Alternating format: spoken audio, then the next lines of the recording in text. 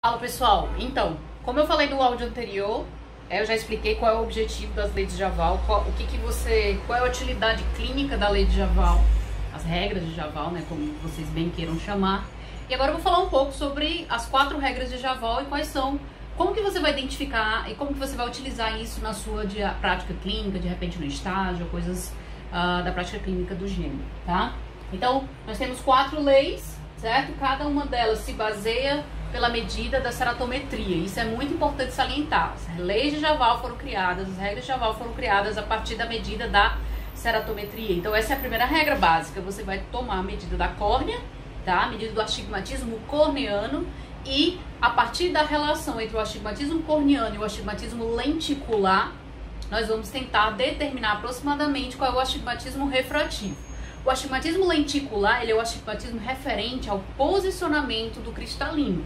Então, aquela curvatura do cristalino gera um astigmatismo que a gente chama de lenticular. Ele vai sempre estar lá.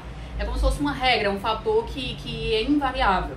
Então, o astigmatismo lenticular, ele sempre vai ser um astigmatismo contra a regra, que vai variar de 0,50 a 0,75, mais ou menos. Então, imagina que esse é um valor fixo. Em todas as circunstâncias, o astigmatismo lenticular vai estar lá e ele vai ter um valor fixo. O que vai mudar, então, em relação aos valores do astigmatismo? É o astigmatismo corneano, porque nós podemos ter astigmatismo corneano a favor da regra, contra a regra e oblíquo. Então, a primeira lei de Javal, ela fala sobre uma relação entre o astigmatismo corneano a favor da regra, ou seja, ele está ali na escala entre 0 e 20 e 180 e 160, e a sua relação com o astigmatismo lenticular é muito simples. Se nós estamos falando de um astigmatismo a favor da regra, então significa que ele está mais ou menos, imagina uma cruz, ele está deitado. E o astigmatismo lenticular, ele está em pé. Então, quando nós fizermos a retinoscopia, que nós estamos passando uma luz através dos meios transparentes do olho, essa luz vai tocar primeiro a córnea, depois vai tocar o cristalino. O que vai restar no final? Então, a primeira lei diz que se nós tivermos um astigmatismo corneano a favor da regra, ele vai se anular, ou seja, eles vão se subtrair um do outro com o lenticular, que já é 0,50, 0,75 contra a regra. Então, o que nós podemos encontrar no final? Se nós temos um astigmatismo corneano de 1, que eu dei o exemplo aqui, imagina uma ceratometria 41 por 42 a 180. Nós temos um astigmatismo corneano de 1 dioptria. Então, ele vai se subtrair do astigmatismo lenticular, que é de 0,50 a 0,75, e a gente vai ter 2 possibilidades. Ou esse paciente vai ter um astigmatismo refrativo de 0,50 a favor da regra, ou 0,25 a favor da regra. Gente, eu coloquei aqui 180, certo? Mas pode ser 10 graus, pode ser 5 graus. O que vai determinar esse astigmatismo, esse eixo, é a própria córnea. Só que vocês têm que levar em consideração que a potência de óptica da córnea aqui, nesse caso, ela é maior do que a do cristalino. Se ela é maior do que a do cristalino, então vai prevalecer o eixo que está na córnea, certo? Então, imagina, hipoteticamente, que aqui fosse 0,50 na córnea, a favor da regra. Se eu for subtrair aqui, no final, eu teria 2 possibilidades, porque eu já mudei o astigmatismo da córnea.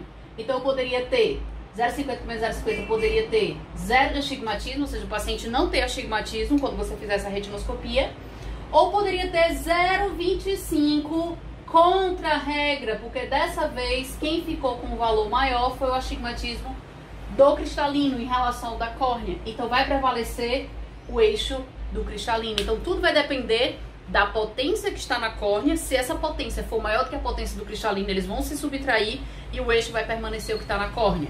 Se o valor da córnea for mais baixo que se for igual do cristalino, ele vai zerar. Agora, se o da córnea for mais baixo do que o do cristalino, o valor do cristalino vai prevalecer o eixo do cristalino, que é contra a regra. Essa é a primeira lei de Javal. A segunda lei de Javal fala que se nós tivermos o astigmatismo corneano contra a regra e nós temos um astigmatismo lenticular contra a regra, eles dois vão se somar. Claro, faz total sentido. Se eu tenho um astigmatismo corneano aqui contra a regra e outro corneano do cristalino, quando eu passar a luz da retinoscópio, eles vão juntar e vão gerar um astigmatismo refrativo lá no final contra a regra também. Então, como que ficaria esse paciente? Se ele tiver uma córnea com astigmatismo, sei lá, 51 por 52, vai ter 1 de astigmatismo e se lá no ceratômetro está marcando 90, 100 graus, não importa. Se for contra a regra, soma com o do lenticular. Nesse caso, do exemplo que eu dei, com 0,50 da córnea, do cristalino, perdão, eu tenho a possibilidade de ter um astigmatismo final de 1,5 contra a regra, ou 1,75 contra a regra. Essas são as duas possibilidades diante da segunda lei de Javal.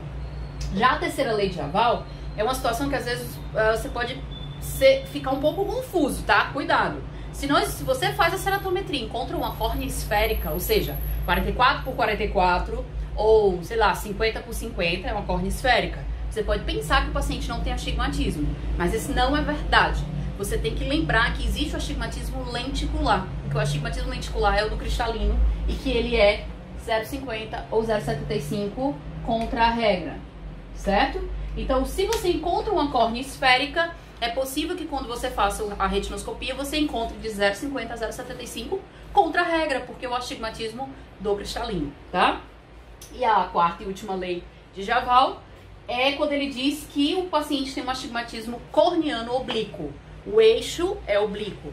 Por essa questão de posicionamento do eixo do astigmatismo corneano, não tem como ele sofrer uma influência do astigmatismo lenticular. Então significa que no final, se você encontra um astigmatismo oblíquo na córnea, quando você for fazer a retinoscopia no final, é possível que você encontre praticamente o mesmo valor que está na córnea, no mesmo eixo, quando você faz a retinoscopia. Ou seja, o astigmatismo lenticular não influencia o astigmatismo corneano oblíquo. Então, no meu exemplo, eu dei aqui uma dioptria de córnea, certo? A 135, que é um eixo oblíquo. Ele não sofre influência do astigmatismo lenticular. Então, o valor final que eu posso esperar na retinoscopia é uma dioptria a 135 graus. Só salientando que as leis de Javal só são aplicadas para astigmatismos corneanos de até 2 dioptrias. Acima desse valor, pode sofrer variação e você pode não conseguir alcançar a regra ou enquadrar o paciente nas regras de Javal. Então é isso. Fica a dica, essa dica é importantíssima para quem está começando a fazer retinoscopia, para quem está começando a fazer estágio e avaliar os pacientes.